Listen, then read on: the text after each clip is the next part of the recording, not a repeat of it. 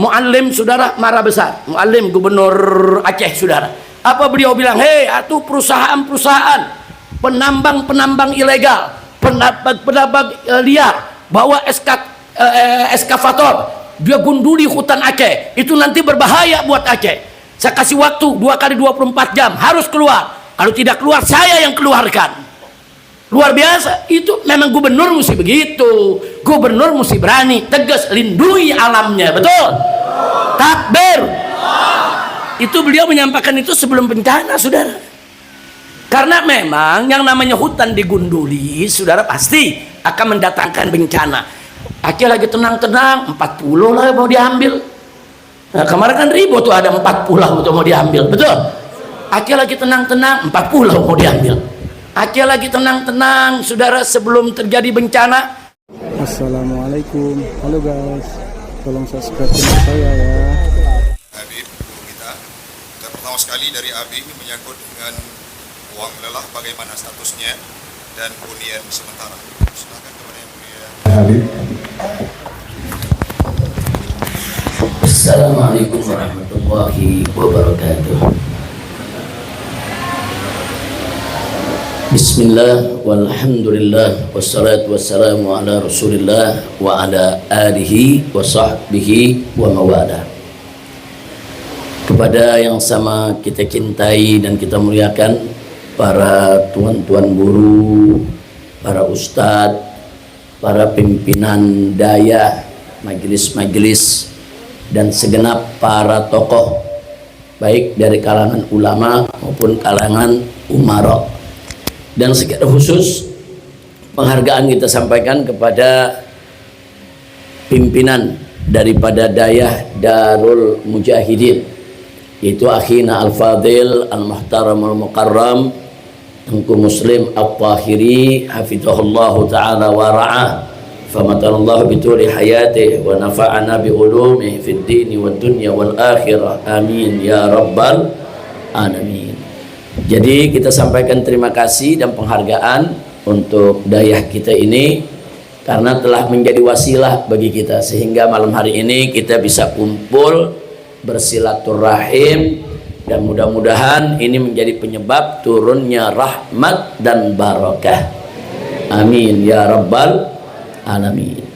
Nah, baiklah ya ikhwan, pertama ini pertanyaan yang kita dapatkan semua ada 4 pertanyaan-pertanyaan yang luar biasa, pertanyaan-pertanyaan yang bagus, fokus dan serius, serta muqtadul hal, sesuai dengan situasi dan kondisi yang sama-sama kita hadapi. Yang pertama, ada hal menarik. Tadi Abi Muslim menanyakan soal hukum, bagaimana nih kalau ada petugas negara, saudara, kerja membantu bencana tapi digaji, saudara, katanya mereka relawan untuk bantu masyarakat. Jawaban saya, kalau digaji bukan relawan namanya. Relawan itu nggak digaji, namanya aja relawan, dari kata rela, sukarela. Jadi kalau orang melakukan pekerjaan sukarela sebagai sukarelawan, saudara, maka dia tidak mengharapkan gaji dan tidak digaji. Itu dulu yang saya garis bawahi. Nah, jadi kalau ada petugas-petugas, apakah itu TNI, apakah itu Polri atau siapalah, saudara, yang memang dikirim oleh negara untuk membantu rakyat terus digaji, saudara, maka status mereka ya petugas, status mereka itu pekerja, status mereka bukan relawan. Nah, adapun soal hukum, kalau memang secara resmi pemerintah menetapkan gaji untuk mereka, sah-sah saja. Itu satu. Nah, cuma pertanyaannya adil tidak? Sementara masyarakat sendiri banyak yang bantuan belum sampai. Nah, itu persoalan lain ya, kawan. Kalau persoalan sah tidak, selama itu resmi pemerintah yang mengeluarkan, ada SOP-nya, ada regulasinya, ada aturannya, kita nggak katakan itu korupsi, sah-sah saja pemerintah mau bayar siapa saja dari petugasnya untuk mempercepat pemulihan daripada bencana di Aceh. Tapi memang kalau melulu bantuan itu hanya diberikan untuk para petugas-petugas sementara rakyat terbengkalai, tentu tidak memenuhi rasa keadilan masyarakat, dan itu akan jadi problem. Saudara, pasti kalau nggak adil pasti akan jadi problem. Nah, jadi kalau nggak mau jadi problem, tidak mau ada kegaduhan, saudara, maka pemerintah wajib menegakkan keadilan. Dan keadilan ini justice for all. Keadilan itu untuk semua. Keadilan itu tidak memandang agama, tidak memandang suku, tidak memandang daerah. Dan Allah nyatakan dalam Al-Quran, faqala ta'ala, innallaha ya'muru bil adli. Sesungguhnya Allah itu memerintahkan untuk penegakan keadilan, saudara. Nah, kalau pemerintah nggak adil, saudara, rakyat berhak protes, rakyat berhak untuk mengajukan keberatan, rakyat berhak untuk terus menuntut. Nah, itu yang ingin saya sampaikan. Jadi artinya kalau betul pemerintah dengan sengaja melakukan ketidakadilan, mereka berdosa besar. Saya jadi ingat bagaimana kisah Sayyidina Umar tatkala menjadi khalifah, saudara. Pernah suatu malam beliau sholat malam, kemudian beliau munajat, berdoa, beliau nangis sedih, terseduh-seduh. Nah, kemudian ditanya oleh keluarganya, sahabatnya, ada apa ya Amirul Mukminin nangis seperti ini? Tahu apa yang beliau katakan? Aku sedang khawatir, takut kalau di bawah kepemimpinanku ada seekor domba di tepi sungai Efrat mati kelaparan dan kehausan, maka niscaya Allah akan meminta pertanggungjawabanku. Masya Allah. Bayangkan seorang khalifah yang adil. Kalau ada seekor domba mati karena kelalaian dia takut, saudara, akan dituntut oleh Allah, disiksa oleh Allah. Itu urusan domba. Lalu bagaimana dengan urusan manusia yang menjadi rakyat? Maka siapapun manusianya kalau menjadi pemimpin wajib bersikap adil, wajib melindungi rakyat, dan wajib membantu rakyat di mana saja yang mendapatkan bencana. Dan itu amanat konstitusi. Jadi Undang-Undang Dasar 1945, saudara, kalau kita buka dari mulai pembukaannya, pasal-pasalnya, saudara, jelas bahwa negara ini punya pemerintahan untuk melindungi rakyat, saudara, untuk menjaga fakir miskinnya, orang melaratnya, saudara, begitu juga menjaga soal pendidikannya. Itu amanat konstitusi. Nah, saya nggak peduli mau presiden siapapun, mau menteri yang manapun, mau jenderal yang manapun, begitu mereka sudah tidak adil, mereka tidak menjalankan tugas dengan baik, mereka tidak berpihak kepada rakyat, membela rakyat, mereka sudah melanggar konstitusi. Artinya secara hukum agama mereka berdosa, secara hukum negara pun mereka melanggar hukum. Na'udzubillah min dzalik ya ikhwan. Tapi ini satu pertanyaan yang luar biasa, saudara, dari Abi Mujahidin, itu dari Tengku Muslim At-Tahiri. Ini akan menjadi catatan kami. Di sini hadir bersama kami ada Habib Muhammad bin Hussein selaku Ketua Umum DPP Front Persaudaraan Islam. Di sebelahnya Habib Hanif, Sekretaris Majelis Syuro DPP FPI. Saudara, sebelahnya lagi yaitu Habib Muhammad bin Hadi Al-Habsyi. Ketiga-tiganya saya punya menantu.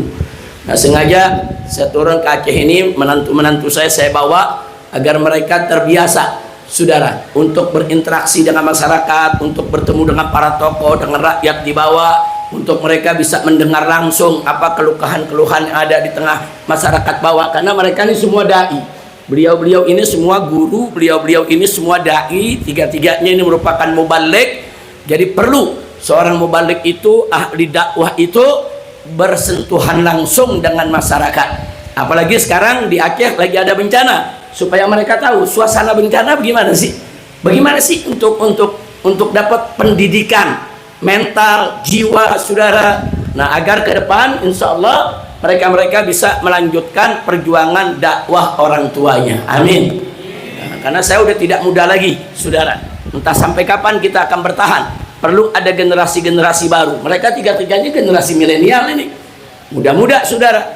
Nah, jadi perlu ada generasi-generasi milenial yang melanjutkan dakwah kita, insya Allah. Nah, itu yang bisa saya jawab. Adapun urusan Huntara tadi yang diceritakan, nah ini menarik, saudara. Saya sudah sampaikan pada saat reuni 212 di Monas. Kebetulan di situ ada puluhan pimpinan ormas-ormas Islam se-Indonesia, saudara, pimpinan pusatnya mereka hadir. Nah, saat itu kita minta tolong ormas-ormas Islam semua, yaitu tujukan perhatian mereka dengan fokus dan serius untuk membantu saudara-saudara kita di tempat-tempat bencana, baik di Aceh, Sumatera Utara maupun di Sumatera Barat. Bahkan ada beberapa juga tempat bencana di Jawa Barat, begitu juga di Kalimantan, kemarin Kalimantan Barat, saudara. Nah, kita sudah minta, dan kita minta supaya ormas Islam ini bagi tugas, ya kawan. Katakan FPI nggak mungkin mampu untuk di semua provinsi, di semua tempat, mustahil. Karena FPI bukan negara, FPI nggak punya APBN, jangan lupa. Dan FPI bukan organisasi kaya. Apa yang didapat oleh FPI itu sumbangan umat yang kemudian kita menyalurkannya. Nah, maka itu saya sudah sampaikan pada saat reuni 212, ada rekamannya bisa kita lihat di YouTube, ya ikhwan. Saya katakan kepada pimpinan ormas-ormas Islam, kita berbagi tugas. Kita berbagi tugas antar ormas Islam, siapa yang turun di Aceh, siapa yang turun di Sumatera Utara, siapa yang turun yaitu di Sumatera Barat, supaya beban kita lebih ringan. Dalam arti kata lebih ringan bukan berarti kerjanya makin slow, bukan.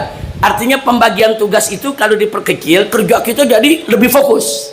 Katakan FPI fokusnya di Aceh umpamanya, nanti ada ormas Islam lain fokusnya di Sumatera Barat. Nah, kalau bisa begitu, insya Allah tanpa bantuan pemerintah pun kita bisa untuk mengatasi bencana ini. Tapi kalau ormas-ormas Islamnya ini kerja sendiri-sendiri, terjadi penumpukan. Nah, takutnya nanti ada 20 ormas Islam, 20-20-nya hanya turun di satu tempat. Padahal ada tempat lain, saudara, yang belum tersentuh.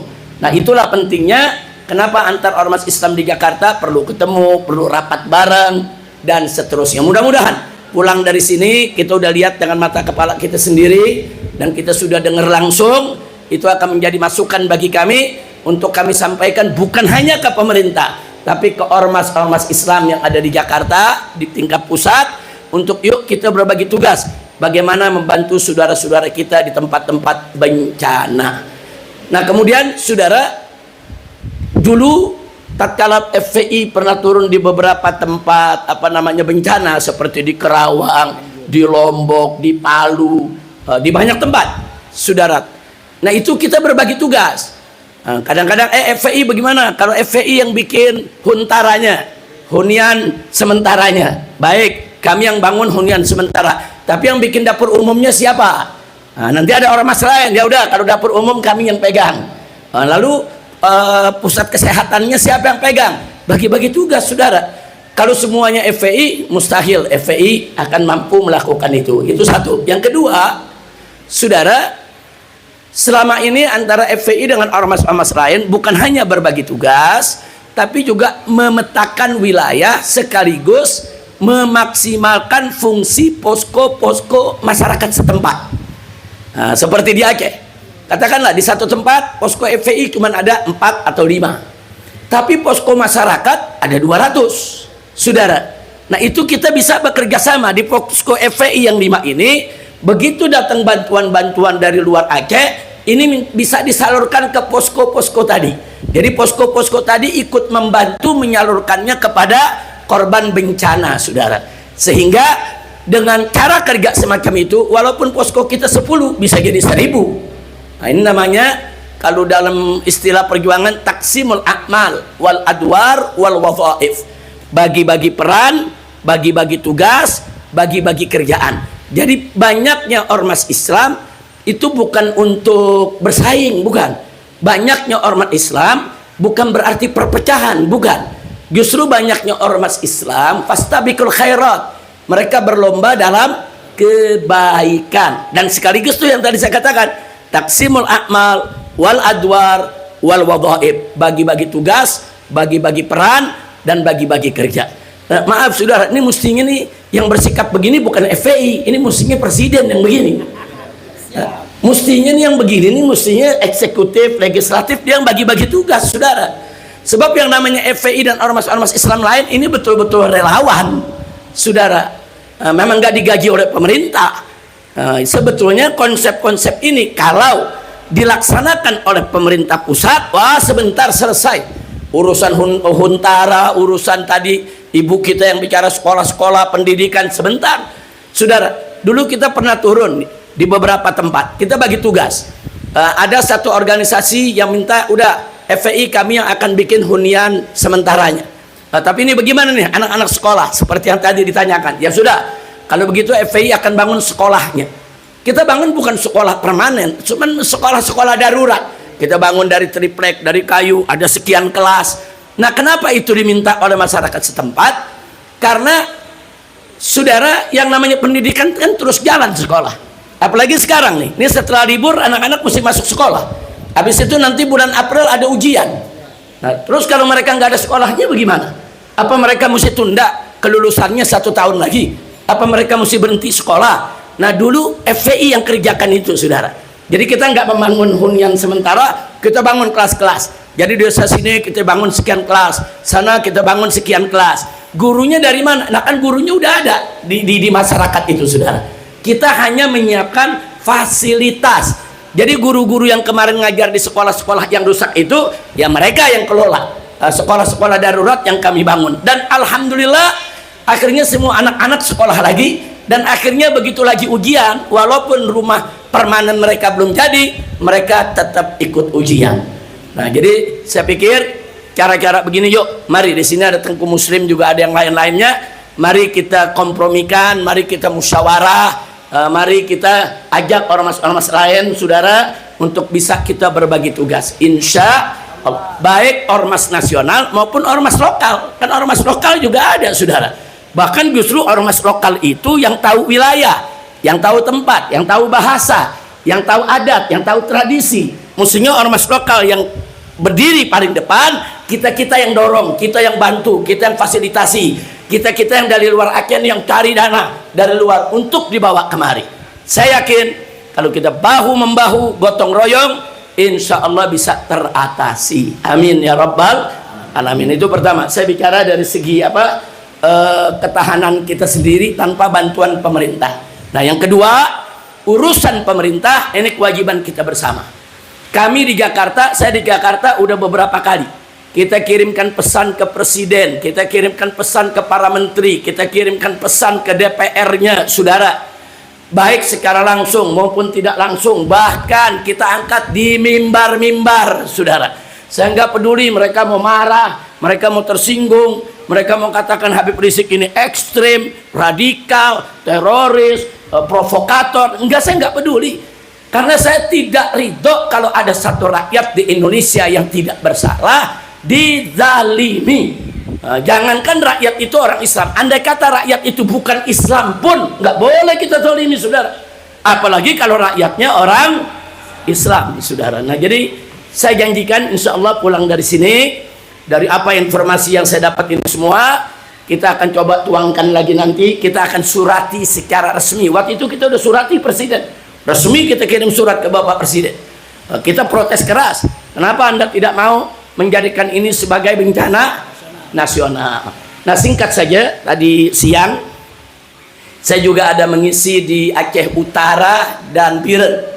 Nah, ada satu bagian yang saya mau ulangi di sini, saudara, hanya sekedar buat bahan pikiran kita semua, bahan pemikiran. Dulu tahun 1992 terjadi tsunami di Nusa Tenggara Timur, NTT. Hari ini terjadi tsunami, besok Presiden Soeharto langsung mengumumkan status bencana nasional. Begitu diumumkan, semua perangkat negara, semua instrumen pemerintahan turun kerja. Bantuan luar negeri datang, dalam waktu yang singkat semua selesai. Itu tahun 92. Kemudian kita lihat tahun 2004 ketika terjadi tsunami di Aceh, sudah. Nah, ketika terjadi hari ini tsunami Aceh, besok pemerintah, saat itu presidennya Pak SBY, langsung mengumumkan, wah ini bencana besar, nggak ditunda lagi sebagai bencana nasional. Begitu diumumkan, banjir bantuan dari semua negeri, dari Malaysia, dari Brunei, dari Singapura, bahkan dari Timur Tengah, saudara. Nah, saya masih ingat benar, dari FPI saja dulu kita menyalurkan yaitu ada 50 perahu speedboat dari negeri Oman, saudara, untuk dibagi-bagi kepada nelayan yang ada di Melabu, saudara. Kita bagi-bagi semua. Sampai ini bantuan itu banjir, luber, sampai kita jadi bingung ini mengurusnya bagaimana. Kenapa? Karena diumumkan bencana nasional. Nah sekarang kita tanya, lalu kenapa? Kok sekarang kan bencananya nggak kalah sama tsunami? Bahkan kalau dari segi wilayah, saudara, luasan sekarang. Nah, dulu tsunami itu kan cuma wilayah Banda Aceh, Aceh besar sampai ke Melabu, saudara, nggak sedahsyat ini. Walaupun memang kita akui kalau bicara dari segi yang meninggal dunia, waktu tsunami 2004 jauh lebih besar, hampir 150.000 orang yang meninggal dunia. Kami dari FPI sendiri, saya bawa laskar FPI 1.300 orang. Saya kumpulkan dari Jawa, dari Sumatera, Kalimantan, Sulawesi. Kita bawa ke Banda Aceh, kita sebar. Untuk apa? Untuk kita mengumpulkan mayat dan mengurusnya. Kita urus, kita masukkan ke kantong mayat, kita sholatkan, kemudian kita kuburkan, ya ikhwah. Nah, saat itu berat medannya, tapi karena diumumkan sebagai bencana nasional, kita kerjanya ringan. Saya bisa bawa 1.300 orang. Oh, bagaimana 1.300 orang? Kapal nggak punya, saudara. Nah, begitu diumumkan bencana nasional, kita cuma hubungi saudara Pelni, ini kita punya 1.300 relawan. Bisa gak bantu kita 1.300 orang ini dikirim ke Aceh? Disediakan 2 kapal disediakan. Nah, jadi itu kalau bencana nasional semua bergerak. Tapi kalau nggak diumumkan bencana nasional, ya begini, saudara, kondisinya. Jadi seolah-olah hanya bencana lokal biasa, cukup yang ngurusin pemerintah daerah setempat. Paling-paling dari pemerintah pusat cuma ngebantu begitu aja, saudara. Jadi ini sudah kita proses. Nah baiklah, muncul pertanyaan. Ada yang tanya, Habib, kenapa ya kok dulu 92 NTT tsunami diumumkan, 2004 tsunami Aceh diumumkan bencana nasional, kenapa sekarang kok enggak? Nah saudara, inilah yang saya mau sampaikan, yang tadi sudah saya sebutkan waktu di mana tadi sore kita di Biren, ya. Kalau masalah bencana ditarik-tarik ke urusan politik, ya begini jadinya, saudara. Urusan bencana tuh nggak boleh ditarik ke politik. Urusan bencana itu urusan kemanusiaan. Bagaimana cara kita membantu? Nggak usah cerita politik, saudara. Nggak usah cerita kepentingan. Pemerintah pusat nggak usah cerita apa yang bisa diambil dari Aceh. Enggak. Ini bukan saatnya, saudara. Nah, tapi setelah saya pelajari dengan kawan-kawan, oh pantes kok tsunami Aceh diumumkan, giliran ada bencana nggak kalah besar nggak diumumkan. Saudara, kalau diumumkan bencana nasional memang bantuan asing datang besar-besaran, tapi yang datang bukan hanya bantuan aja, jurnalisnya juga datang, penulisnya juga datang, penelitinya juga datang, bahkan anggota-anggota departemen parlemen mereka ikut datang. Nah kalau mereka datang, orang-orang barat tuh usil. Kalau udah datang mau tahu, ini kenapa begini? Dari mana nih air datang? Kenapa ini bisa ada lumpurnya? Itu akan mereka telusuri, saudara. Nanti begitu mereka telusuri, oh ada hutan yang digundulkan, mereka akan foto, mereka bawa alat, bawa drone, bawa segala macam, saudara. Nanti kalau mereka udah tahu, ini perusahaan yang mana, ditelusuri lagi. Itu perusahaan milik siapa? Diselidiki lagi, itu izinnya dari mana? Itu nanti keungkap mana pejabat yang terlibat, saudara. Ini yang mereka takut, saudara. Nah lalu kenapa waktu tsunami di Aceh kok mereka nggak takut? Karena tsunami di Aceh tuh ombak dari laut, nggak ada manusia yang salah. Kan ombaknya datang dari laut, nggak ada yang salah. Ada yang salah nggak? Nggak ada, ombak dari laut datangnya. Kalaupun diselidiki siapa yang salah, ya siapa yang nepok ombak, saudara. Kira-kira jelas gak Pak? Bu, jelas Bu ya. Beda dengan bencana banjir bandang, saudara. Ini datangnya dari gunung. Ada apa? Ada yang nakal di sana, ada yang gunduli hutan, ada yang tambang-tambang ilegal, saudara. Nah pantas pada saat tsunami di Aceh spontan langsung jadi bencana nasional. Begitu sekarang mereka takut. Sebetulnya saudara, saya lihat Bapak Presiden kita baik, mau dia menyatakan ini bencana nasional. Cuman yang kurang ngajarnya ini banyak pembisik-pembisik yang memang punya kepentingan. Kepentingan apa? Mereka terlibat dalam penggundulan hutan. Nah, karena mereka terlibat dalam penggundulan hutan, kan beberapa menteri terlibat, saudara. Nah, sehingga mereka memberikan laporan-laporan asal Bapak senang. Jadi kalau Presiden tanya, bagaimana soal Aceh? Udah beres, Pak. Udah beres, Pak. Mayat-mayatnya begini, udah ketemu semua, udah dikuburkan, Pak. Lalu bagaimana lumpur-lumpur? Udah rapi, Pak. Udah dikerok itu, Pak. Udah beres, Bapak udah nggak usah khawatir lagi. Listrik bagaimana? Udah rapi, listrik semua udah nyala. Lah kan ada menteri yang bohong kemarin ini depan Presiden. Itu tahu lagi namanya. Jangan sebut nama, tapi yang disebut benar. Bukan saya yang nyebut ya, tapi yang disebut benar. Nah, jadi kita lihat kalau depan Presiden aja dia berani bohong. Ada rakyat, ada pimpinan, ada kamera.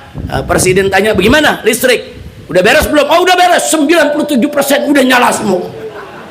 Enak bener itu ngomong. Nah, kalau saya melihat kenapa dia ngebohong, ada yang dilindungi, saudara.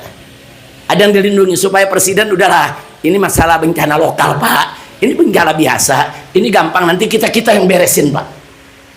Nah, Bapak Presiden kita gampang percaya sama orang-orang di sekitarnya, saudara. Nah, akhirnya inilah yang terjadi. Nah, maka itu kemarin dari FPI sendiri kita surati langsung minta Presiden untuk menyatakan bencana nasional. Saya teriak di atas mimbar, saudara. Bahkan kita marah habis di atas mimbar. Rekamannya bisa lihat, ada di IBTV, saudara. Ada apa? Mereka nggak mau untuk nyatakan bencana nasional. Akhirnya ribut, punya ribut. Nah, kemarin ada jalan tengah, saudara. Kemarin kabinet, para menteri duduk dengan DPR RI. Begitu duduk dengan DPR RI, akhirnya sepakat dibentuk Satgas, saudara, Satuan Tugas Penanggulangan Bencana Nasional untuk Aceh dan Sumatera. Dia nggak sebut bencana nasional, enggak, cuma disebutnya ini adalah Satgas Penanggulangan Bencana dengan skala nasional. Nah, saya sempat tanya kepada pimpinan DPR yang di Jakarta, ini maksudnya apa nih? Ini maksudnya bagaimana? Jadi mereka akan bikin kantor di Aceh. Jadi di Aceh akan dibikin kantor. Nanti orang-orang pusat, saudara, baik dari DPR-nya maupun dari menterinya, mereka akan berkantor di Aceh sampai pemulihan itu selesai. Nah, saya bilang kalau memang betul seperti itu, ini kabar baik buat kita. Tapi mesti kita kawal. Nah, kadang-kadang kita dikasih kabar begitu, udah seneng aja, tahu-tahu nggak ada buktinya. Nah, sementara ini saya dapat kabar seperti itu. Ini kabar lumayan baik. Terus saya protes juga, tapi percuma. Saya bilang, kalau ini berjalan, sementara bantuan asing di stop, percuma. Kita protes, karena kemarin Presiden mengatakan, kita nggak butuh, kita mampu. Nggak usah pakai minta bantuan luar negeri, kita malu. Oh, saya protes, kenapa jadi malu? Saudara, kalau ngutang, malu. Kalau ngutang, malu. Kalau korupsi, harus lebih malu. Nah, ini kan orang ngebantu, sudah. Kita sampaikan. Nah, tapi alhamdulillah kemarin Presiden berubah lagi. Kemarin Presiden menyatakan, siapa tuh yang nolak bantuan asing? Bodoh itu. Alhamdulillah. Maksudnya bodoh mungkin bahlul kan. Kan bahasa Arabnya bahlul ya. Kira-kira jelas, Pak ya. Nah, jadi ada perkembangan baik walaupun belum dinyatakan bencana nasional, tapi kalau Satgas ini kita kawal betul-betul dia kerja, betul-betul bantuan dalam maupun luar negeri itu keluar, insya Allah itu akan menjadi solusi. Tapi jangan mudah percaya, Pak, Bu ya.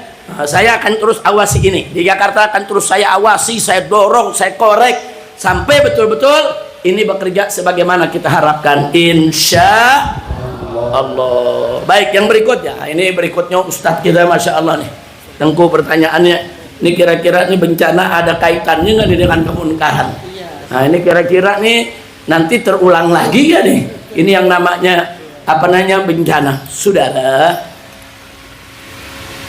Bencana kalau menimpa seseorang atau menimpa suatu masyarakat, ini ada pembagian yang berbeda. Saya bicara perorangan dulu. Kalau kita bicara perorangan, bencana itu bisa menjadi ujian, bisa menjadi peringatan, bisa menjadi azab. Jadi jangan langsung memvonis setiap bencana ini azab. Belum tentu, saudara. Belum tentu, saudara. Nah, bagaimana cara kita membedakan mana yang ujian, mana yang peringatan, dan mana yang azab, saudara? Cara membedakannya, ini saya masih bicara perorangan, belum bicara masyarakat. Cara membedakannya, kalau yang mendapat musibah, saudara, orang yang muttaqin, orang yang betul-betul beriman dan takut kepada Allah, seperti para rasul, para nabi, para aulia, para wali, saudara, orang-orang solihin, saudara. Kalau mereka ini kena musibah, maka dipastikan musibahnya adalah ujian. Loh, kenapa? Karena memang mereka orang-orang suci, ada di sisi Allah, nggak berbuat dosa. Jadi bukan azab buat mereka, ujian. Nah, kalau pertanyaannya kenapa mereka diuji, saudara, liraf'i darajatihim indallah, untuk mengangkat derajat mereka di sisi Allah. Nah, makanya para nabi kita lihat semakin luar biasa ujiannya, saudara, semakin tinggi kedudukan di sisi Allah, sampai ada istilah ulul azmi minar rusul, saudara.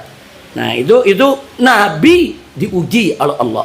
Tapi kalau nabi, rasul, wali diuji, itu adalah musibah dia dapat, itu adalah ujian.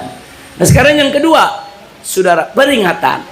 Nah, peringatan itu bagi siapa? Bagi kaum muslimin, saudara, kaum muslimin secara umum, saudara. Kalau ada orang Islam, dia muslim, saudara, dia baik, tapi kadang-kadang dia masih sekali-sekali suka ninggal sholat, sekali-sekali suka ngebentak orang tua, sekali-sekali masih ada aja maksiat yang dia kerjain, saudara. Nah, yang seperti ini kalau dapat musibah, musibah itu adalah peringatan. Kenapa diberi peringatan? Karena Allah masih sayang sama dia. Kalau Allah nggak sayang, nggak pakai dikasih peringatan, langsung diazab ya, kawan. Allah kasih peringatan. Untuk apa dikasih peringatan? Agar dia insaf, agar dia sadar. Nah, kalau dia sudah sadar, dia insaf, maka kebaikannya dia lebih tingkatkan, keburukannya dia stop, dia nggak kerjain lagi. Nah, kalau itu terjadi, saudara, maka musibah yang dia dapat untuk menghapus dosanya.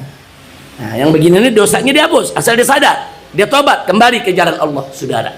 Nah, insya Allah umat Islam ini kalau dapat musibah, ya kalau nggak ujian, ya peringatan ya. Mudah-mudahan, amin ya rabbal alamin. Nah, sekarang yang ketiga, lalu kapan itu musibah jadi azab?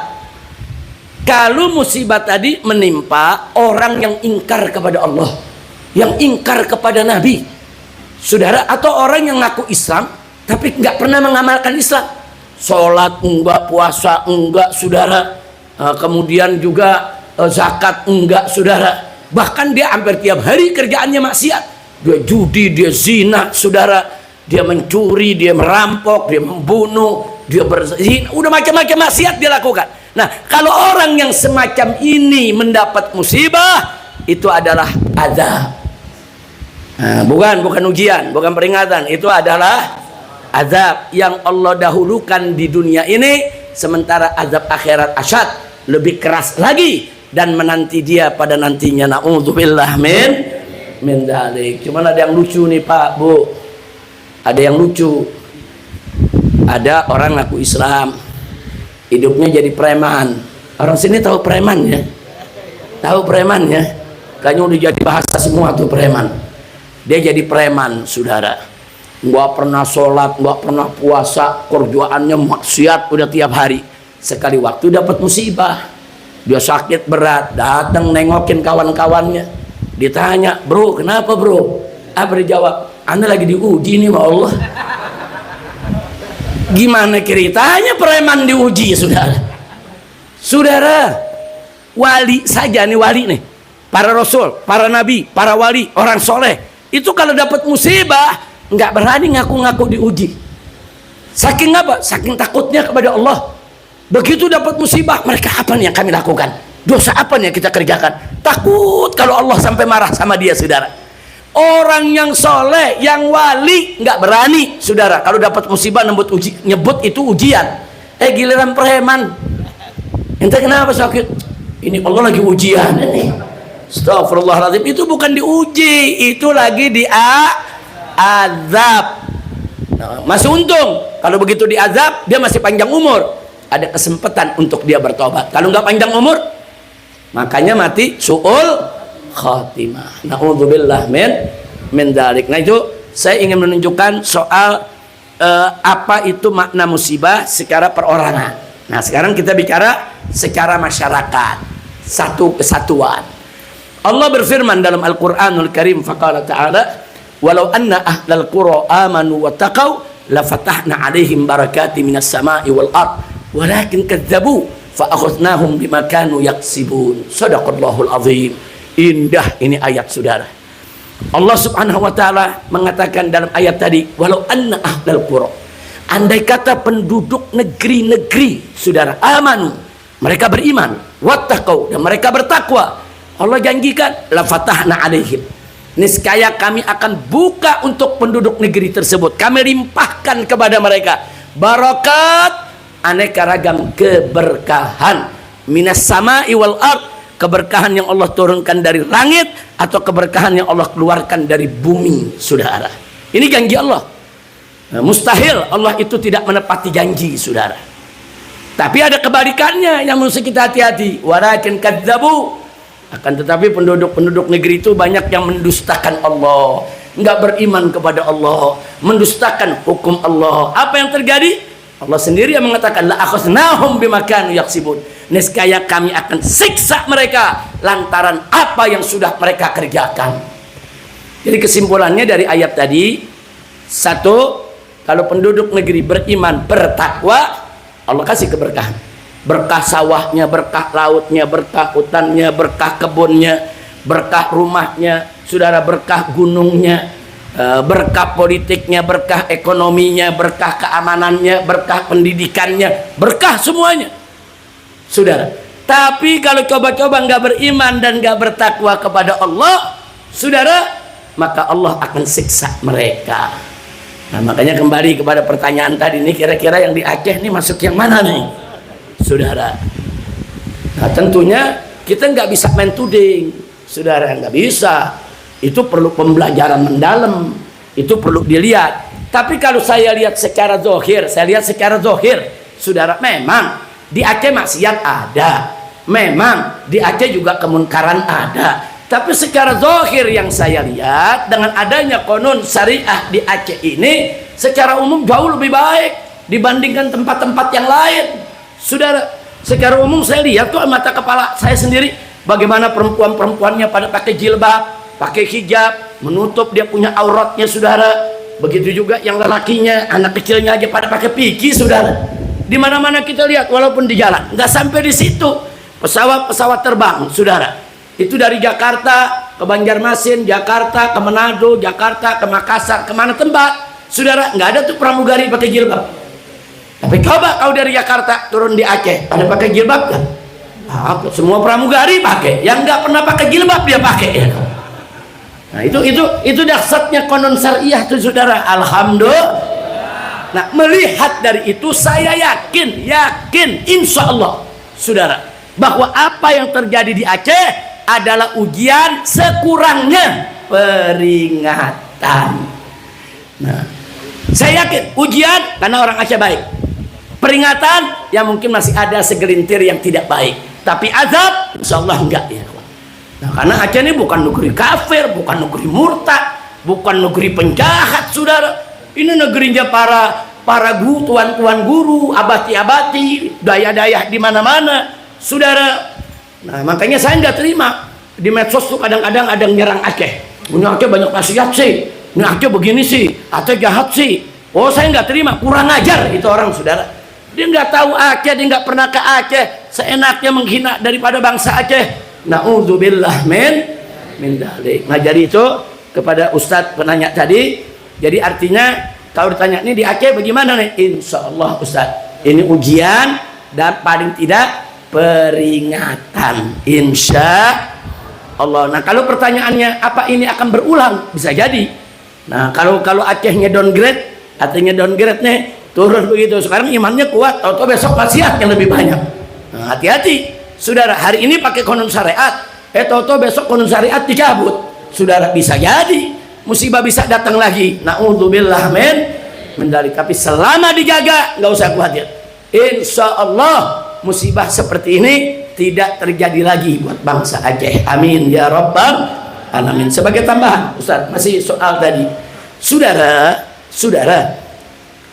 kalau ada pertanyaan, kenapa sih Aceh sering dapat bencana? Nah, bukan sekali dua kali, sering dapat bencana, saudara. Dulu zaman Belanda, saudara, 350 tahun Aceh nggak pernah berhenti perang. Daerah-daerah lain semua jatuh ditaklukkan sama Belanda, Aceh doang yang nggak takluk, saudara. Andaikan ketika itu Aceh takluk, seluruh Indonesia, saudara, nggak ada ini yang namanya negara Indonesia. Nah, jadi 350 tahun perang terus, saudara. Bagaimana pejuang-pejuang Aceh dulu, Teku Umarnya, Cut Nyadinnya, dan lain sebagainya, saudara. Nah, kemudian setelah itu begitu kita merdeka, saudara, ada aja yang fitnah orang Aceh. Katanya mau memerdekakan diri lah. Dulu zaman-zaman Tengku Daud Bere. Akhirnya perang lagi, saudara. Aceh dikejar lagi. Setelah itu udah tenang, udah damai. Tahu-tahu, saudara, di Aceh ini karena diperlakukan tidak adil dan lain sebagainya, timbul konflik lagi. Itu peristiwa DOM, daerah operasi militer. Berapa ribu yang mati, saudara. Wah, kalau mau cerita itu udah luar biasa, udah penderitaan orang Aceh nih luar biasa. 2004 dapat tsunami, dari laut menghantam daratan Aceh. Udah tenang. Tahun 2025 dari gunung datang. Saudara, ini ada apa nih kok bertubi-tubi? Nah, saudara, kita jangan suudzon kepada Allah. Kita harus husnudzon. Karena ada hadits qudsi, Allah mengatakan, ana inda dzonni abdi bi. Saya sesuai dengan dugaan hamba saya. Artinya kalau hambanya husnudzon, yakin Allah itu baik, yakin Allah itu Rahman Rahim, niscaya Allah akan perlakukan dia sebagaimana yang dia duga. Tapi kalau nanti dia berprasangka tidak baik kepada Allah, Allah mempersempit rezekinya, Allah bikin susah hidupnya, nanti Allah bikin susah dia punya hidup. Nah, jadi Allah tergantung bagaimana kita punya prasangka, saudara. Maka itu ahsinu dzannakum billah. Perbaikilah, perindahlah dugaan prasangka kita kepada Allah Subhanahu wa taala. Nah, karena itu kalau dapat bertubi-tubi begitu, jangan langsung merasa, wah, ini jangan-jangan Allah marah nih. Azab ini bertubi-tubi. Jangan, saudara. Jangan, justru kita mesti optimis. Oh, ini jangan-jangan bangsa Aceh, saudara, lagi diperhatikan oleh Allah. Loh, kenapa saya bisa bicara begini? Ada hadisnya, saudara. Di mana Nabi mengatakan dalam hadis sahih, kata beliau, asaddun nasi balaan al-anbiya, summan salihun, summal amsal fal amsal. Kata Nabi apa? Kata Nabi, manusia yang paling banyak dan paling keras, paling dahsyat ujiannya, paling berat, saudara, adalah al-anbiya, para nabi. Para nabi disayang Allah, bertubi-tubi mereka punya dapat ujian, justru karena disayang, bukan karena Allah benci mereka. Allah sayang, saudara. Itu pertama.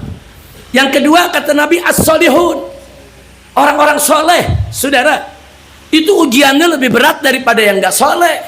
Allah sayang sama mereka. Terus kata Nabi, setelah itu al-amsal fal amsal, orang yang sepertinya, orang yang sepertinya. Artinya makin tinggi kedudukan dari sisi Allah, makin hebat iman takwanya, ujiannya makin berat. Nah, kalau ngambil hadis ini nih, kita ngambil hadis ini nih, dari seluruh bangsa Indonesia, ujian yang paling berat adalah orang Aceh.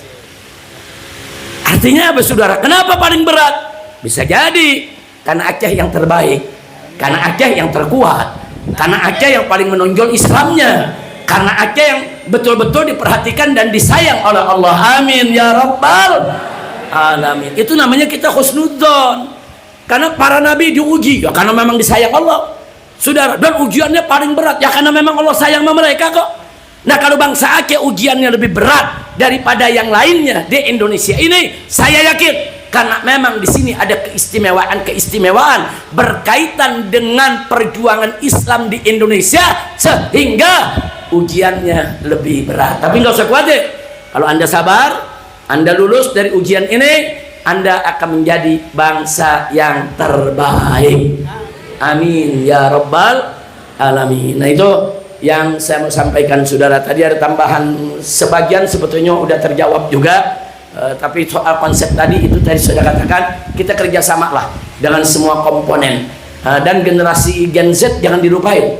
Ini Gen Z ini walaupun generasi paling muda, tapi mereka nih inovatif, jadi kreatif, inovatif. Itu kalau kita karyakan, kita berikan kepercayaan, mereka akan kerja nggak kalah dengan gen milenial, insya Allah. Baik, saya pikir itu udah ibu tadi juga sebagian sudah kejawab ibu ya. Jadi saya jawab semua tadi empat-empatnya, mudah-mudahan manfaat untuk kita. Silakan lanjut kalau masih ada yang mau bertanya sebelum kita tutup. Ada satu yang masuk dari Syekh Tu dari desa. Beliau bertanya, mungkin ini keadaan kita sedang musibah, lantas bagaimanakah cara untuk Aceh kembali seperti sedia kala tanpa harus menggadang-gadangkan kalimat merdeka? Mungkin itu pertanyaannya. Habib yang masuk satu, mungkin langsung bisa dijawab. Saudara, bukan Anda saja yang teriak merdeka, saya juga teriak merdekanya lebih keras. Merdeka! Tapi tanya dong, merdeka apa nih Beb? Kalau yang belakang langsung bilang merdeka Aceh.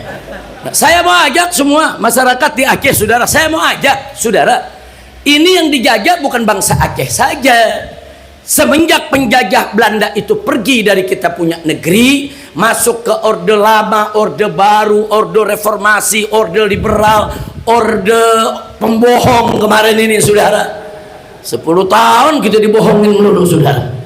Nah sekarang kita ini artinya apa? Dijajah oleh kezaliman, dijajah oleh korupsi, dijajah oleh pejabat-pejabat yang bejat, dijajah oleh oligarki busuk. Nah maka itu saya pengen Aceh jangan merdeka sendirian dong. Kita merdeka rame-rame, saudara. Bagaimana Anda? Saya pengen orang Aceh ikut berjuang bersama-sama. Bahkan saya minta Aceh yang menjadi lokomotif perjuangan, Aceh yang berada paling depan, pintu gerbang masuknya Islam di Indonesia. Aceh ini justru menjadi kunci kemerdekaan Republik Indonesia, saudara. Saya minta Aceh menjadi lokomotif pimpinan perjuangan kemerdekaan negeri Indonesia dari segala kemunkaran dan kemaksiatan. Merdekakan Indonesia dari koruptor, merdekakan Indonesia dari pejabat-pejabat jahat, merdekakan Indonesia dari oligarki busuk, merdekakan Indonesia dari riba, merdekakan Indonesia dari segala kemaksiatan, kemunkaran, narkoba, judi, dan lain sebagainya, saudara. Ya, Indonesia harus merdeka dari orang-orang yang ingin menghancurkan negeri ini. Setuju tidak? Setuju tidak? Siap perang melawan mafia, siap perang lawan oligarki, siap perang lawan korupsi. Takbir. Shallu ala Nabi. Nanti sama-sama kita baca qasidah anti korupsi. Ada Habib Hanif nih nanti yang akan pimpin, saudara, qasidah anti korupsi, supaya kita jadikan korupsi musuh bersama kita. Setuju tidak? Nah kalau Aceh merdeka sendiri, saudara, nah terus saya berjuang sama siapa? Jangan, kita bareng-bareng kita merdekain Indonesia. Jadi nggak usah khawatir, teriak terus merdeka. Tapi bukan Aceh merdeka, Indonesia merdeka dari segala kezaliman. Takbir. Setuju tidak?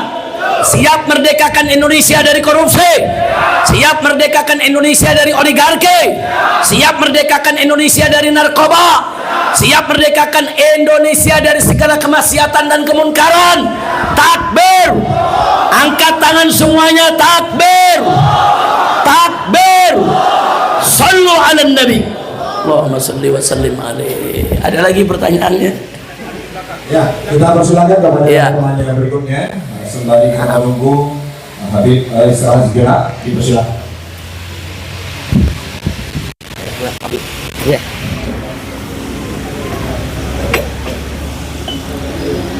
Bismillah.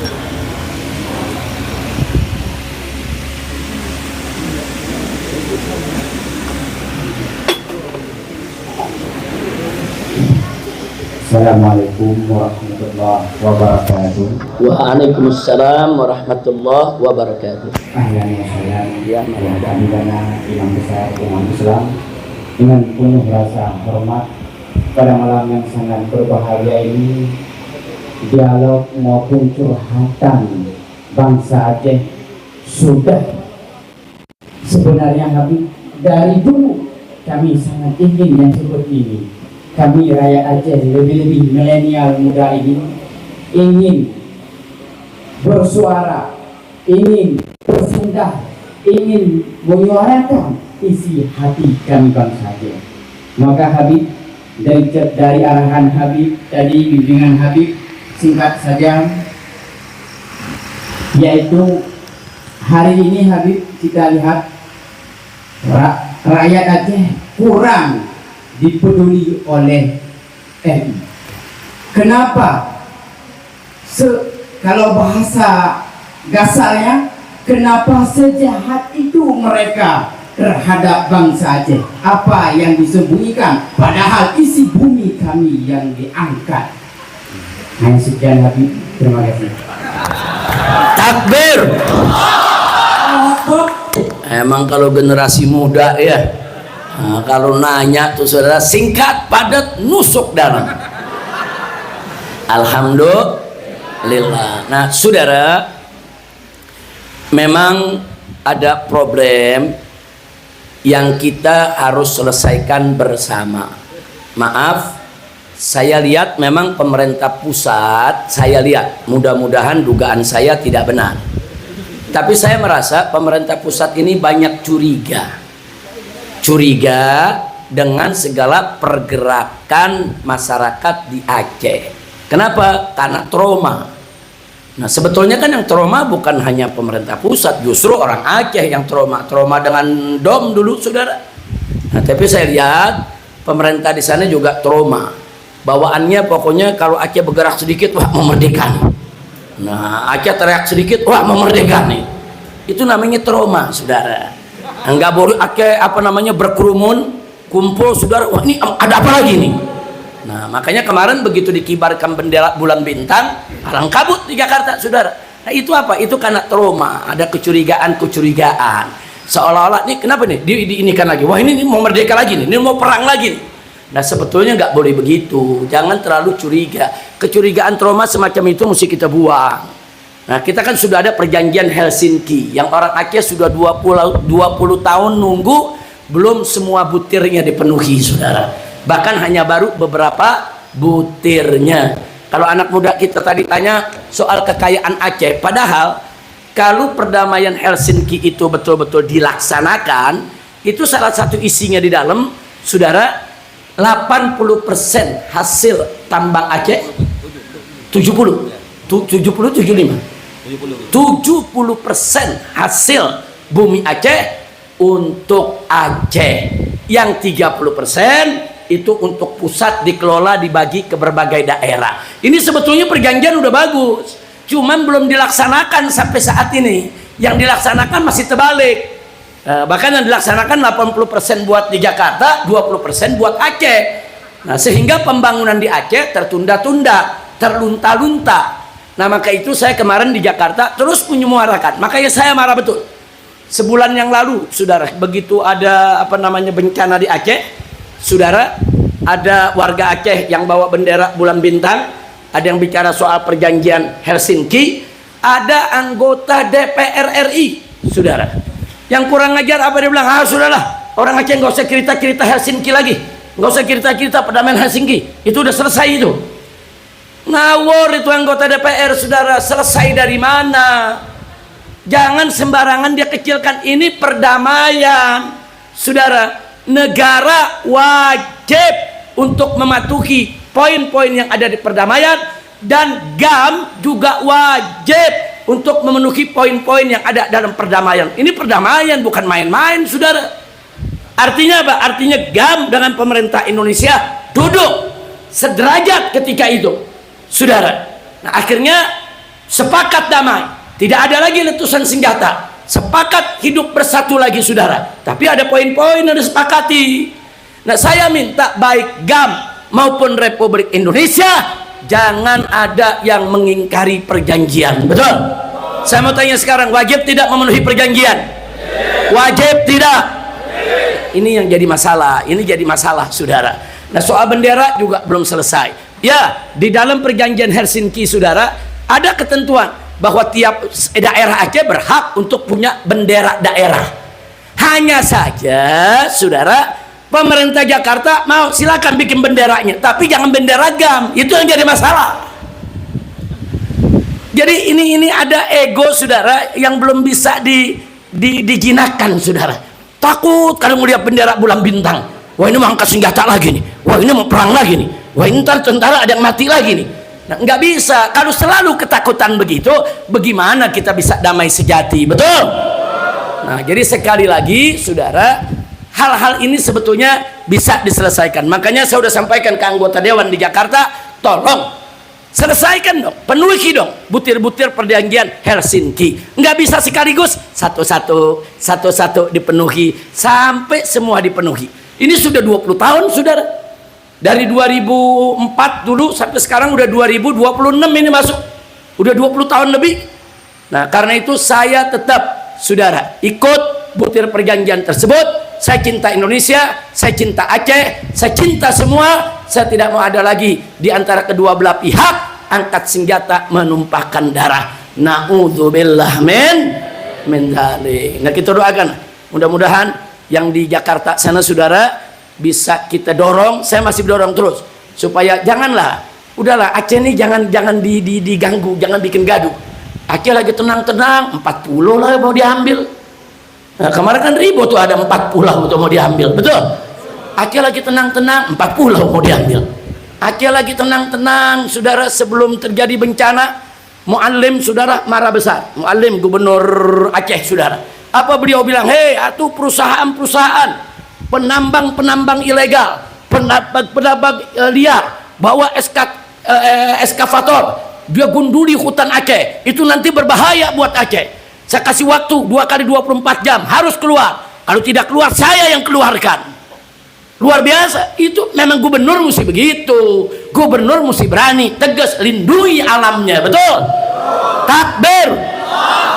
Itu beliau menyampaikan itu sebelum bencana, saudara. Karena memang yang namanya hutan digunduli, saudara, pasti akan mendatangkan bencana. Oh, orang Jakarta jawab, ya tapi kan ini hasil bumi mesti dinikmati.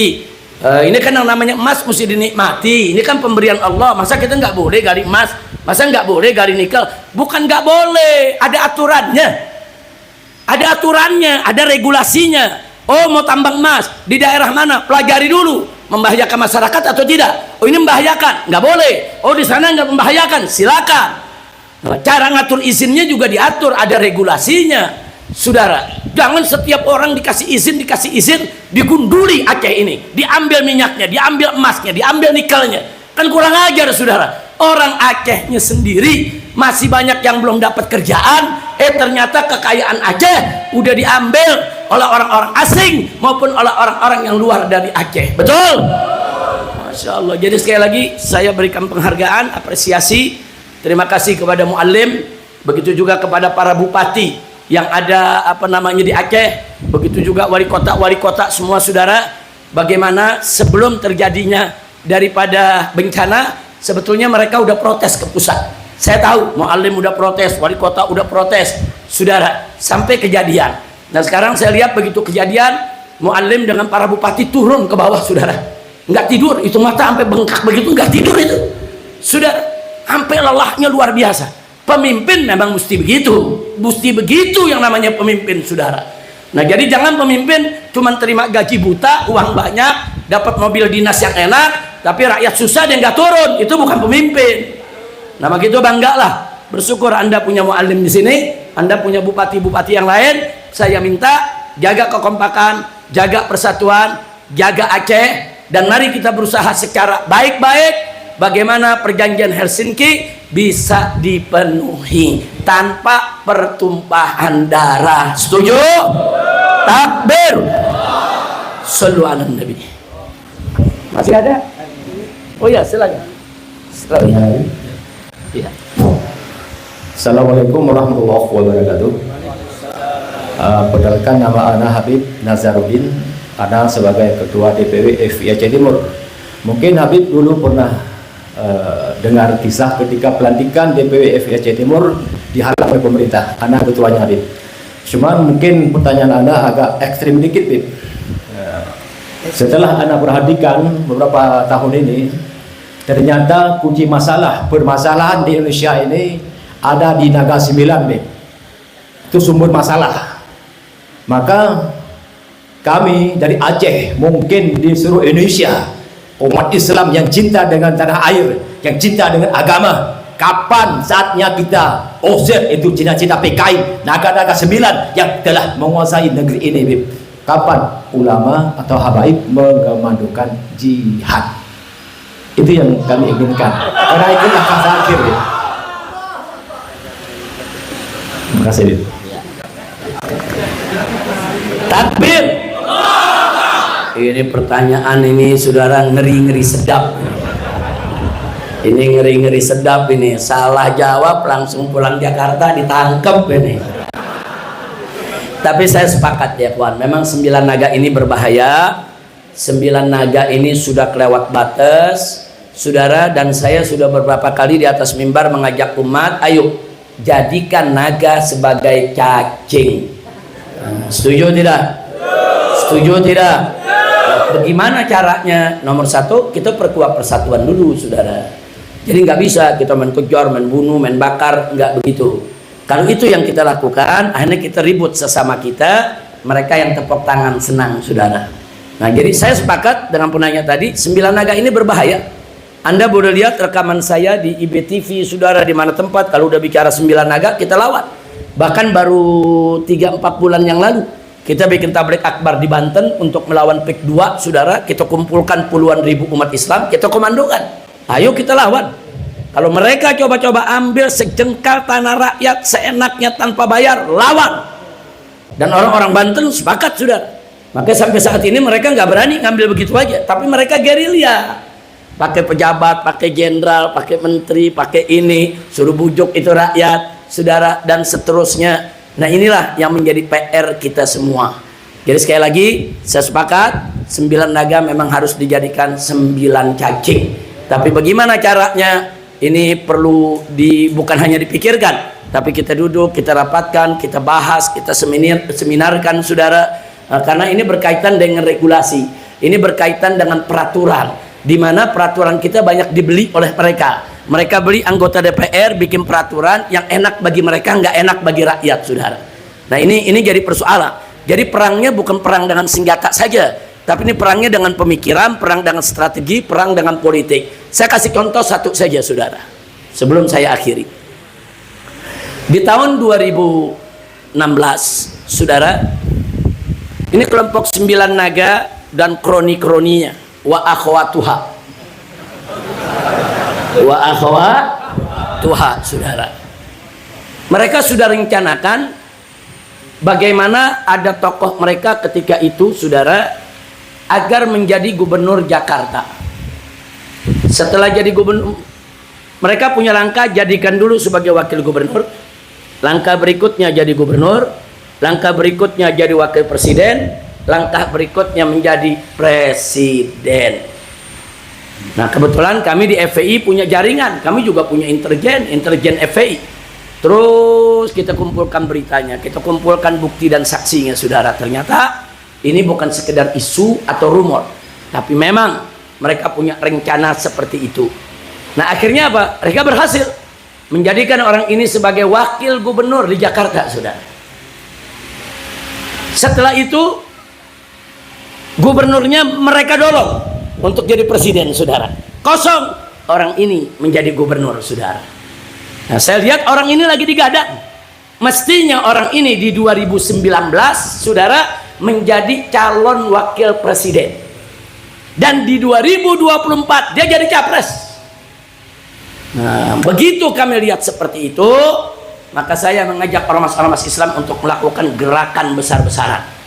Nah, mulai dari gerakan 411 sampai terjadi 212, kemudian masuklah pilkada di Jakarta, saudara. Dia mau jadi gubernur Jakarta, presiden dukung dia, saudara. Panglima TNI dukung dia, Kapolri dukung dia, seluruh kementerian dukung dia, saudara. Nggak sampai di situ, seluruh televisi mainstream dukung dia, konglomerat termasuk 9 naga, semua dukung dia. Di atas kertas nggak mungkin orang ini kalah, saudara. Kita lakukan perlawanan, saudara. Bahkan yang saya ajak bukan orang Jakarta aja, orang Aceh pada turun ke Jakarta, saudara. Semua kita ajak ke Jakarta, ayo kita lawan ini orang, saudara. Bahkan sampai beberapa pimpinan partai, saudara, mengatakan ini nggak mungkin kita bisa menang, mustahil. Udah didukung presiden, didukung semua-muanya, saudara, mana mungkin kita bisa menang. Nah, tapi karena umat bersatu, saudara, dan Nabi mengatakan dalam satu hadisnya, alaikum bil jamaah. Nah, jangan lupa tuh, alaikum bil jamaah, fa inna yadallah ma'al jamaah. Wajib atas kamu bersatu, kerjasama, berjamaah. Kenapa? Karena pertolongan Allah ada pada kebersamaan. Saya rasakan betul itu, saudara. Saat itu, saudara, ini kita sudah di pinggir jurang, kita bagaikan telur di ujung tanduk, saudara. Saya sendiri nggak yakin apa iya bisa menang lawan orang ini. Tapi begitu kita gelar 4-11, begitu gelar 2-1-2, saudara, ternyata dukungan umat bagaikan bola salju, makin hari makin banyak yang dukung. Masuk pilkada Jakarta, kita menang. Sampai presiden kumpulkan kabinetnya bingung, kok kita bisa kalah?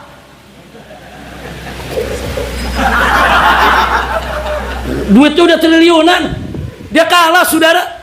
Karena sakit hati kalah, akhirnya saya dikejar-kejar, saudara. Dikenakan 17 pasal, saudara. Mau ditangkap. Ya, saya lihat, oh ini politik, ini bukan hukum. Saya sudah berkali-kali ditahan, saya sudah berkali-kali ngadepin hukuman, saudara.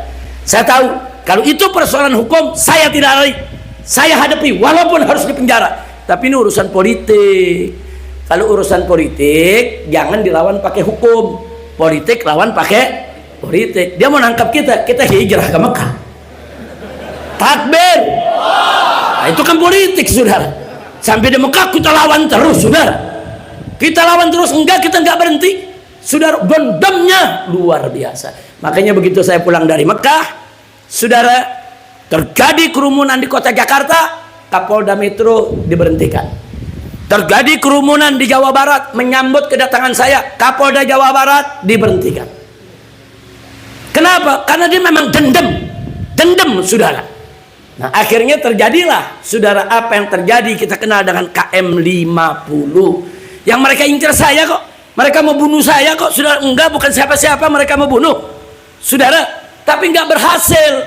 Mereka tumpahkan kemarahan tersebut akhirnya kepada 6 santri, 6 pemuda, 6 laskar yang mereka culik, mereka bunuh, saudara, mereka siksa sebelum dibunuh, dan setelah mati mereka fitnah.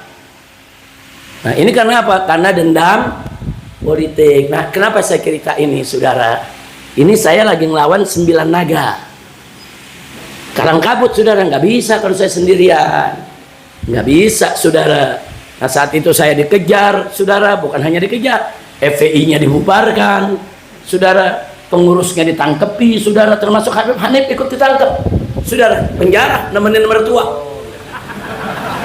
Alhamdulillah, Habib Hanif nemenin mertua, saudara. Saya ditahan 2 tahun, Habib Hanif setahun lumayan, nyantren lagi dia di sana. Nah, jadi ini saya cerita begini, itu salah satu resiko kalau kita melawan 9 naga. Enggak, kita nggak takut, saudara, nggak takut.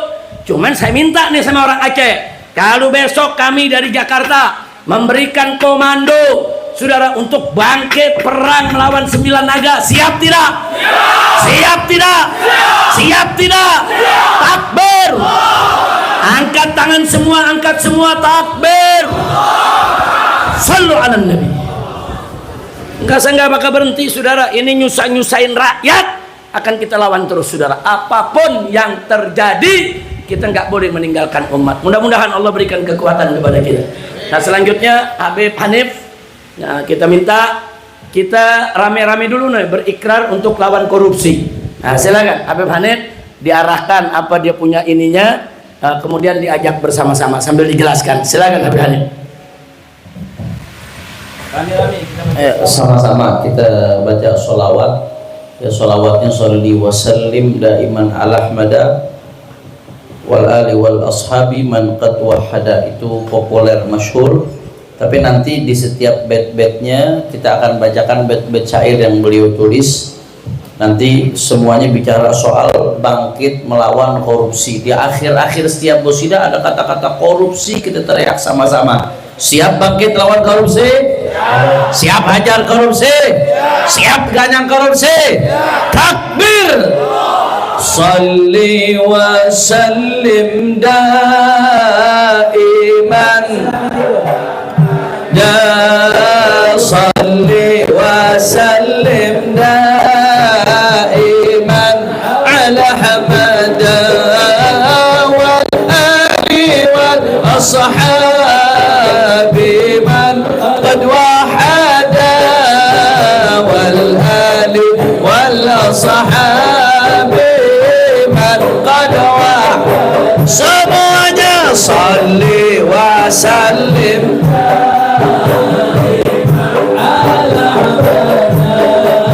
salli wa sallim daiman wal ali wal ashabi man wal ali wal ashabi man.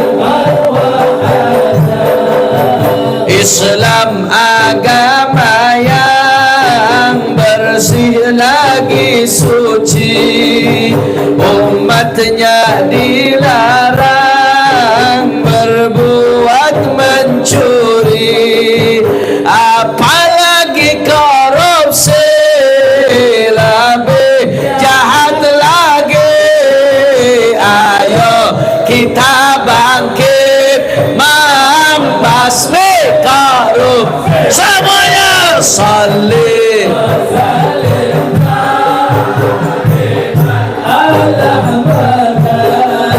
salli wa sallim daiman ala hamada wal ali wal ashabi man qad wahada wal ali wal ashabi.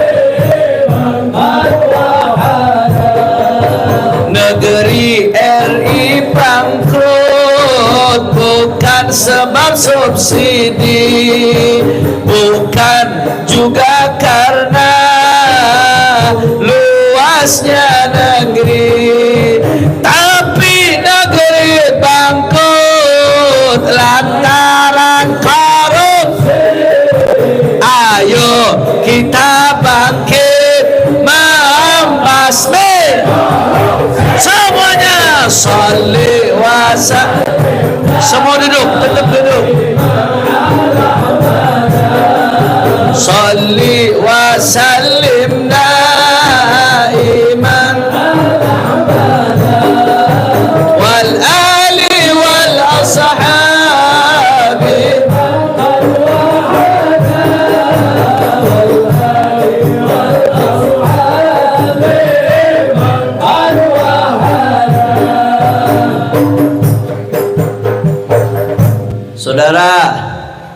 Saudara, saya mau tanya, Indonesia kaya nggak?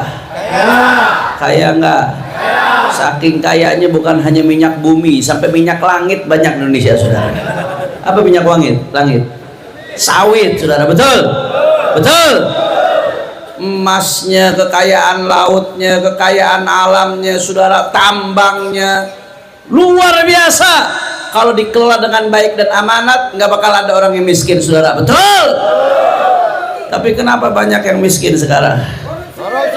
Gara-gara apa? Kenapa rakyat banyak yang susah? Kenapa sekolah jadi mahal? Kenapa rumah sakit jadi mahal? Kenapa rakyat banyak yang susah? Rakyat banyak melarat akibat. Sebentar dulu, hadroh sebentar dulu, sabar. Masya Allah, anak hadrohnya semangat nih, kita doain istrinya 4 semua, insya Allah. Rakyat banyak melarat akibat korupsi. Kurang semangat. Coba suaranya sebagaimana semangatnya rakyat Aceh lawan Belanda, saudara. Kita lawan korupsi sebagaimana lawan Belanda. Setuju? Setuju? Rakyat banyak melarat akibat korupsi. Sekolah jadi mahal akibat korupsi. Rumah sakit antri akibat korupsi. Angkat tangannya semua. Ayo kita bangkit membasmi korupsi. Salih.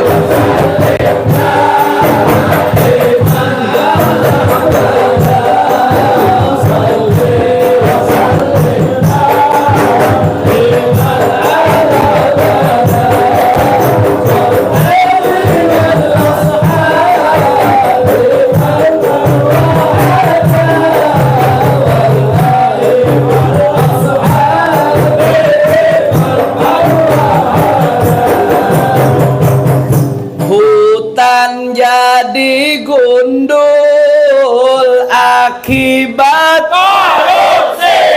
Kurang kompak. Hutan jadi gundul akibat korupsi. Akhirnya jadi banjir akibat korupsi. Banyak orang rakus lakukan korupsi. Ayo kita bangkit membasmi korupsi. Salih.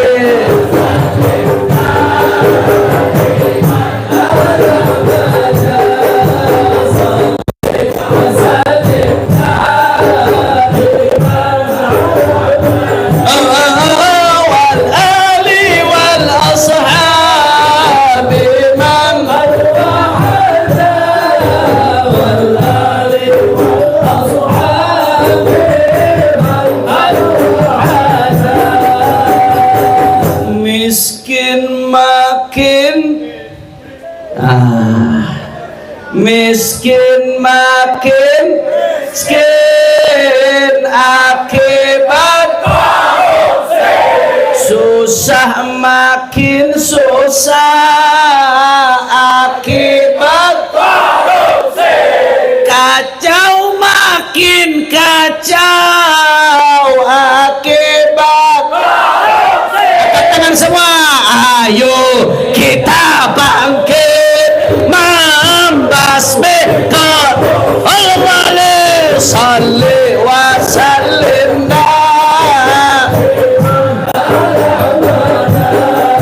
Salli.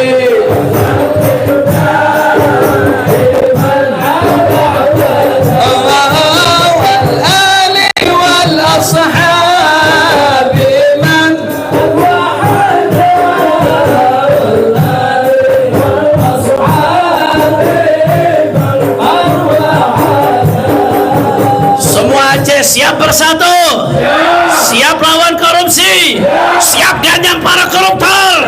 Takbir, takbir.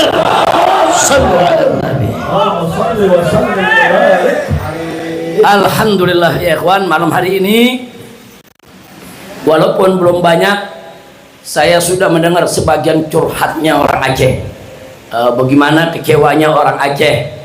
Dan bagaimana orang-orang Aceh ini, saudara, tidak boleh sembarangan, saudara, untuk tidak dipedulikan. Maaf Pak Buya, saya pernah ditanya orang, Habib, orang Aceh itu sebetulnya bagaimana sih dia punya hatinya? Saya jawab, Pak, orang Aceh itu hatinya, saudara, pintunya kecil tapi dalamnya luas. Pintunya kecil tapi dalamnya luas. Masuknya nggak gampang, nah, karena pintu kecil, pelan-pelan mesti masuknya. Karena dekat orang Aceh nggak bisa main serodol-serodol lagi, sudah harus hati-hati, harus santun, harus lembut, betul. Tapi kalau sudah masuk ke dalam, lihat hati orang Aceh yang luasnya luar biasa. Makanya semarah-marahnya orang Aceh, saudara, ternyata diajak damai bisa kok. Semarah-marahnya orang Aceh, diajak duduk berunding bisa kok. Nah itulah sifat orang Aceh. Aceh, saudara, jangan sekali-kali dipermainkan. Betul? Nah begitu saya tanya sekali lagi nih semua, siap bersatu? Siap berjuang? Siap, betul? Siap lawan mafia? Siap lawan koruptor? Siap merdekakan Indonesia dari kezaliman? Takbir! Merdeka! Merdeka! Merdeka! Indonesia merdeka dari korupsi. Takbir! Indonesia harus merdeka dari oligarki. Takbir! Indonesia harus merdeka dari segala kejahatan. Takbir! Angkat tangan semua, angkat tangan semua. Merdeka! Merdeka! Takbir! Takbir! Hidup Islam! Hidup Aceh! Hidup Indonesia! Takbir! Sallu ala Nabi. Nah, saya pikir untuk hari ini cukup pertanyaannya ya. Insya Allah kapan-kapan saya datang lagi kemari, kita gelar tabligh akbar. Setuju? Kita gelar tabligh akbar, kita gelar Istighosah Kubro, insya. Nah untuk malam ini kenapa kita cukupkan sampai di sini? Karena besok pagi saya dengan rombongan mau ke Bener Meriah. Nah, dari sana ada beberapa tempat yang harus kita datangi. Di sore hari kami akan balik lagi ke Loksmawe. Tapi nanti di Loksmawe malam itu juga kami akan turun, saudara, untuk menuju Simpang Ulim. Kemudian juga mau ke Aceh Tamiang, saudara. Kemudian mau ke Langkat juga tempat bencana. Nanti terakhirnya besok malam insya Allah sudah ada di Medan, saudara. Nanti begitu sampai di Medan kita akan langsung ke Padang. Nah jadi harap dimaklumi karena besok perjalanan kami masih jauh, saudara. Tapi memang banyak jembatan yang putus. Di sini kan juga ada yang putus. Kalau udah ngantri sampai 4 jam, saudara. Nah makanya saya kemarin waktu kemari dari Medan mau terbang ke Loksmawe, saya berjumpa dengan wali kota Banda Aceh. Ibu wali kota Banda Aceh. Saya tanya, ibu dari mana mau kemana? Jawabnya dari Aceh mau ke Aceh. Dari Aceh mau ke Aceh. Kok lewat Medan? Ya beliau bilang, iya bagaimana Beb, dari Banda Aceh mau ke Aceh Tamiang nggak ada, jalan putus, pesawat juga nggak ada, saudara. Akhirnya beliau naik pesawat ke Kuala Lumpur dulu. Dari Kuala Lumpur ke Medan, dari Medan mau ke Aceh Tamiang. Nah ini akibat apa? Akibat memang bencana yang meluas. Ini nggak main-main, saudara. Nah karena itu sekali lagi dan sekali lagi saya mohon maaf karena perjalanan banyak terputus, banyak gangguan. Kami harus malam ini persiapan. Besok kami berangkat, tolong didoakan. Tapi ibu bapak di sini nggak usah khawatir. Kalau ada masalah-masalah yang penting, yang urgen, sampaikan ke Imam FPI Aceh. Sampaikan ke Tengku Muslim. Tengku Muslim akan sampaikan kepada kami. Apakah itu lewat telepon, lewat video call, lewat surat, dan itu akan jadi perhatian kami. Yang bisa kami lakukan akan kami lakukan untuk Indonesia dan untuk bangsa Aceh. Takbir! Sallu ala Nabi. Nah itu saja yang bisa saya sampaikan. Mudah-mudahan bermanfaat untuk kita semua. Akhirnya saya mohon maaf atas segala kekurangan, kesalahan dan kehilafannya, dan saya ucapkan terima kasih atas segala perhatian dan kepeduliannya. Akhirnya yuk kita baca suratul Fatihah. Kita niatkan bi barakatil Fatihah. Ala Allah subhanahu wa ta'ala an yubarik di Aceh, yubarik li ulamaiha wa umaraiha wa ra'iyatiha, wa an yaj'al Aceh wilayatan salihah thayyibah mubarakah ma'murah salimah nafi'ah lil ummatil islamiyah wa ila hadratin nabi sayyidina Muhammadin sallallahu alaihi wasallam bisirril Fatihah. A'udzu billahi minasy syaithanir rajim. Bismillahirrahmanirrahim. Alhamdulillahi rabbil alamin. Ar-Rahmanir Rahim. Maliki yaumiddin. Iyyaka na'budu wa iyyaka nasta'in. Ihdinas siratal mustaqim. Shiratal ladzina an'amta 'alaihim ghairil maghdubi 'alaihim waladdallin.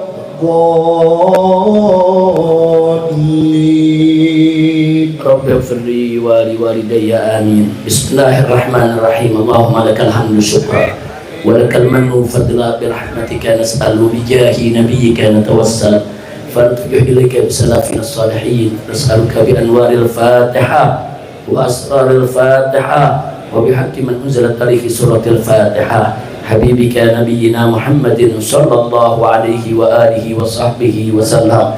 Allahumma inna nas'aluka al-afwa wal afiyah wal mu'afata ad-da'ima fid dini wad dunya wal akhirah. Allahumma arhamna warhamil muslimin. Allahumma adfa'anna wa 'anil muslimin wa khususan an ahli Aceh wa Sumatra. Allahumma arfa'anna jami'an al-waba wal bala wal ghala wal mihan wal fitan ma dhahara minha wa ma batan. Innaka 'ala kulli syai'in qadir. Allahumma anzil alaina wa ala ahli Aceh wa Sumatra khususan rahmataka wa maghfirataka wa barakataka wa nasrataka ya khairan nasirin ya khairan nasirin. Allahumma izzil islam wal muslimin wa qawwil islam wal muslimin wa ansuril islam wal muslimin. Allahumma ansuril mujahidina fi Filistin. Allahumma waffiqhum Allahumma waffiqhum lin najah wal falah wal istiqamah fid din wad dunya wal akhirah. Allahumma rzuqhum nasran aziza wa fathan mubina wa khalasan jamila wa fathan mubina wa imaman adila wa baladan amina birahmatika ya arhamar rahimin wa biquwwatika ya qawiyyu ya matin ya qawiyyu ya matin. Allahumma harir al-masjid al-aqsa min yadil yahudil ghasibin. Allahumma raji'il masjid al-aqsa ila aidil muslimin. Allahumma alayka bil yahud wal israel was sahayina wa awanihim. Allahumma farriq jam'ahum mushaddid jamlahum masik wahdatahum wa kharrib quwwatahum wa zalzil aqdamahum fadamirhum tadmira innaka ala kulli syai'in qadir. Allahumma ij'al biladana bilada Indonesia biladan islamiyatan aminatan mutmainnah ghaniyatan ma'muratan mardiyatan 'indaka birahmatika ya arhamar rahimin. Allahumma amitna 'alal iman, Allahumma amitna 'alal islam, Allahumma amitna 'alal ihsan, Allahumma amitna 'ala qawli la ilaha illallah.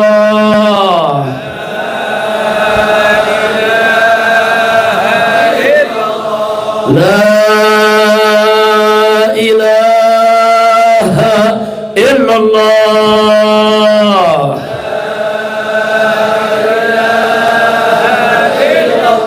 La ilaha illallah.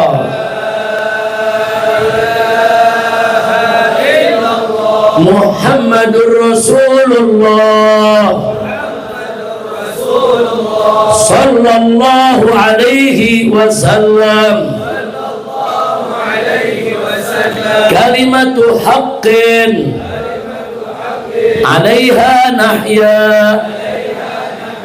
wa 'alaiha namut wa biha nub'atsu wa nadkhulul jannah insyaallah ta'ala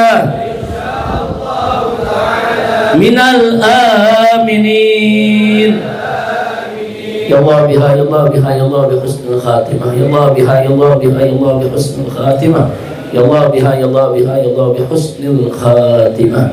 Wa sallallahu ala sayyidina Muhammadin nabiyil ummi wa ala alihi wa sahbihi wa sallam bi fadli subhana rabbika rabbil izzati amma yasifun wa salamun alal mursalin walhamdulillahi rabbil alamin. Taqabbalallahu minkum.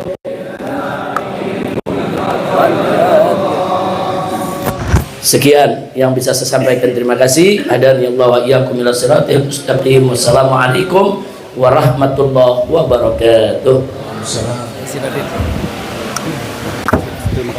Terima kasih kita ucapkan kepada Assalamualaikum. Halo guys, tolong subscribe channel saya ya.